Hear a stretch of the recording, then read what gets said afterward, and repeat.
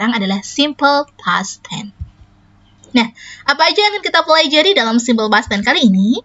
Yang akan kita pelajari dalam simple past tense adalah tentang fungsinya, kemudian karakteristiknya atau ciri-cirinya, formulanya, dan yang terakhir adalah contoh soalnya. Kita ke fungsinya terlebih dahulu. Simple past tense ini adalah kegiatan yang telah terjadi di masa lalu. Jadi sebuah kegiatan yang sudah terjadi di masa lalu. Sekarang udah nggak lagi terjadi. Ya, jadi udah yang dulu-dulu. Contohnya, misalnya, Abdul main basket kemarin. Jadi ada kata-kata kemarin, artinya sekarang dia udah nggak main basket. Kemarin dia main basket. Bulan lalu, Mamat pergi ke pantai. Jadi di bulan yang lalu, sekarang dia nggak ke pantai lagi. Nah, mereka makan pizza jumbo tadi malam. Hari ini dia nggak makan pizza jumbo lagi. Jadi sebuah kegiatan yang udah terjadi di masa lalu atau kemarin, atau kapanpun, itu kita menggunakan simple past tense. Jadi apapun kegiatan yang telah dilakukan, entah itu kemarin, entah itu tadi malam, entah itu minggu lalu, maka yang akan kita bahas nantinya menggunakan simple past tense. Nah, apa sih ciri-ciri dari simple past tense? Ciri-ciri dari simple past tense yang pertama adalah dia menggunakan adverb of time, yesterday, kemarin, last bla bla bla, atau titik-titik laku. Contohnya adalah last week, minggu lalu, last year, tahun lalu. Nah, untuk last ini biasanya tepat sebelumnya gitu.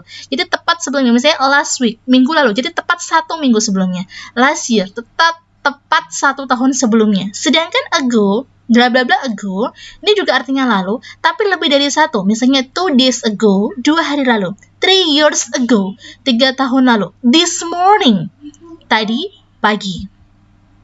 Ciri yang kedua, menggunakan verb to.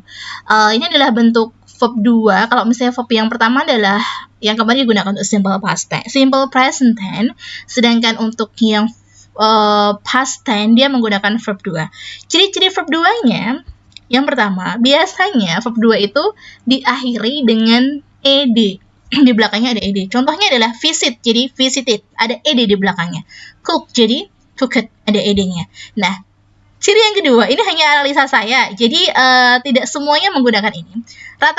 Tidak rata-rata juga sih. Irregular verb itu ada yang berakhiran dengan OUGHT. Jadi berakhiran dengan OUGHT gitu ya. Contohnya, by, jadi bought, think, jadi thought. Kemudian ada lagi bring, jadi brought. Dan beberapa kata yang lain juga biasanya berakhiran dengan OUGHT. Ini hanya analisa saya sendiri. Entah diterima atau tidak, hanya berdasarkan ciri-cirinya aja. Yang selanjutnya, dia biasanya ada EPT-nya di belakang EPT.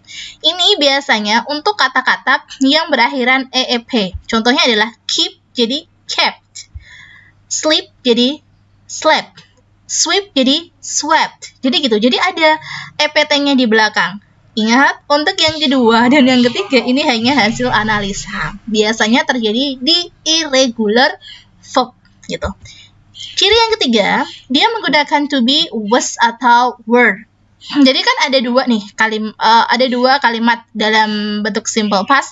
Ada kalimat nominal dan juga kalimat verbal. Untuk kalimat nominalnya, dia menggunakan to be, was, atau were.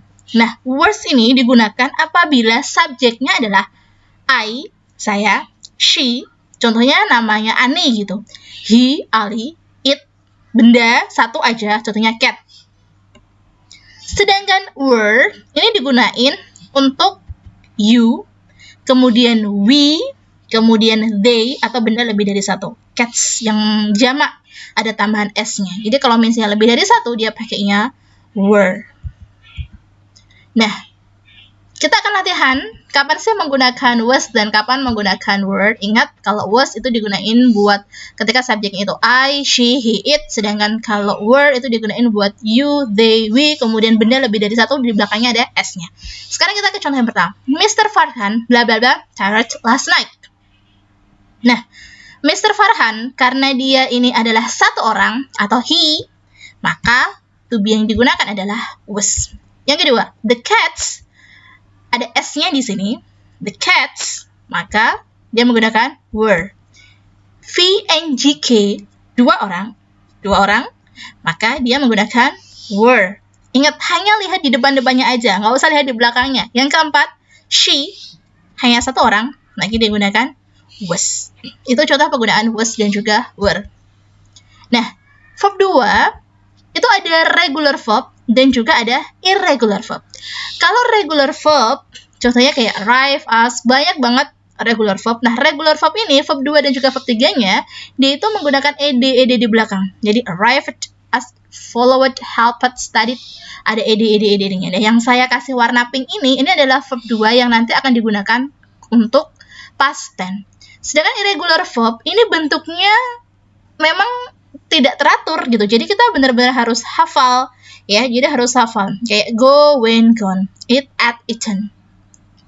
Kemudian ada find, found, dan lain sebagainya. Nah, ini adalah irregular verb. Banyak sekali irregular verb yang bisa kalian cari di internet. Bisa kalian baca-baca di sana, bisa kalian hafalin dan harus ngeh bener. Kalau regular verb tinggal tambahin ed aja. Tapi kalau irregular verb memang harus hafal gitu. Next, sekarang kita ke contohnya misalnya. Mana sih yang merupakan simple past tense dan mana yang bukan? Untuk kalimat pertama, Mr. Agus went to Bali last week. Ada kata when, ini verb 2 dari go. Kemudian ada kata last week, ya. Ini adalah adverb of time dari simple past tense. Jadi kalimat pertama adalah simple past tense. Sedangkan kalimat kedua, Cookie drinks banana. Jelas, karena tidak menggunakan verb 2, berarti dia bukan simple past tense. Yang ketiga, Imin was playing game. Meskipun ada was-nya di sini, tapi karena di sini dia menggunakan ing, bukan menggunakan verb 2, maka yang ketiga bukanlah simple past tense. Formulanya ada dua nih. Yang pertama ada kalimat verbal, yang kedua adalah kalimat nominal. Kalimat verbal dalam simple past tense dia biasanya menggunakan did, ya. Dia adalah bentuk verb 2-nya pakainya when, kemudian ada cut, ada read, ada ada drove, cook, ada ed-nya, said dari kata say, dan lain sebagainya. Untuk kalimat nominalnya, dia menggunakan to be, was, atau were. Kalimat nominal ini biasanya was atau were itu diikutin sama adjective, noun, ataupun adverb. Bentuk dari kalimat nominal adalah untuk kalimat positifnya, subject plus was atau were ditambahkan adverb atau noun atau adjective. Contohnya, Jimmy di rumah tadi malam. Kalau kita bahasa Inggris kan jadi Jimmy was at home last night. Kalimat negatifnya adalah subject was atau were plus not. Ingat ditambahin dengan not plus adverb atau noun atau adjective. Contohnya adalah Jimmy tidak di rumah tadi malam. Berarti bahasa Inggrisnya Jimmy was not at home last night. Jadi tambahan was not. Kalau positif itu hanya was, kalau sedangkan negatif itu tambahkan not. Sedangkan untuk kalimat interrogative, maka to be-nya di depan. Jadi was atau were-nya di depan, kemudian ditambahkan subject, ditambahkan dengan adverb, noun, dan juga adjective. Contohnya adalah apakah Jimmy di rumah tadi malam? Was Jimmy at home last night? Jadi was atau were-nya kita taruhkan di depan. Sedangkan untuk kalimat verbal, ya kalimat positifnya dia menggunakan subject plus verb 2 plus object. Contohnya adalah Anu membeli sebuah mobil minggu lalu. Maka bahasa Inggrisnya adalah Anu membeli, itu kan buy, itu verb pertamanya. Sedangkan verb 2-nya adalah buy, bought. Nah, membeli verb 2-nya adalah bought. Maka kita tulis Anu bought a car last week. Sedangkan kalimat negatifnya adalah subject plus did not.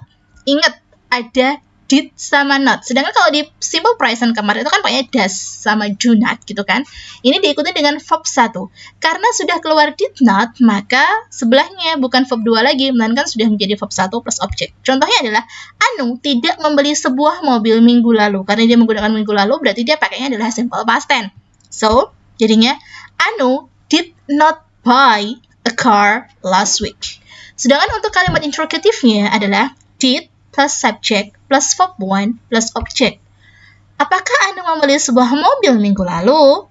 Maka kalimatnya adalah did Anu buy a car last week? Gitu. Ingat kalimat positif dia memakai verb 2, hanya verb 2 yang digunakan untuk kalimat positif, sedangkan kalimat negatif dia menggunakan did not plus verb 1, kalimat interrogative did-nya ditaruh di depan. Sekarang kita akan mencoba membuat kalimat menggunakan simple past tense. Contohnya adalah Siti menulis surat tadi pagi. Karena kata-kata tadi pagi berarti dia langsung ke simple past tense. Siti, bahasa Inggrisnya adalah Siti. Menulis, nah ini dia, karena dia tadi pagi, maka menulisnya bukan lagi write, meskipun di situ verb satunya adalah write, tapi menggunakan verb 2. Verb 2-nya dari write adalah wrote. 2-nya menulis adalah wrote, surat, letter, tadi pagi, this morning. Jadi yang berubah itu hanya bentuknya menulis yang awalnya write, dia berubah menjadi wrote. Kemudian, Adi and Ali menonton film kemarin. Jadi bahasa Inggrisnya adalah Adi and Ali menonton, bahasa Inggrisnya adalah watch. Karena kemarin, jadi ditambahkan dengan ed. Jadi watch movie yesterday. Oke. Sekarang kita mengubah dalam bentuk kalimat positif menjadi negatif ataupun interrogative. Contohnya adalah Vika cook chicken soup. Jadi kalau misalnya diubah dalam bentuk kalimat negatif adalah Vika, ingat cook tadi kita ubah dulu dalam bentuk did not, kemudian diikuti dengan verb satunya dari cook adalah cook chicken soup. Kalau interrogatifnya, did-nya kita taruh di depan. Did Vika cook chicken soup? Tuh ya. Nah, sekarang ada gambar. Bagaimana kalau misalnya kita ada pertanyaan misalnya kayak gini. What did Supri do? What did Supri do? Dia sedang apa sih? Dia kan sedang bermain kano ya. Berarti he played kano on the lake. Contoh berikutnya adalah what did they do? They cooked fried rice. Lanjutnya, what did Parjo and Saripudin do? They had dinner last night. Okay, thank you for watching. See you next time.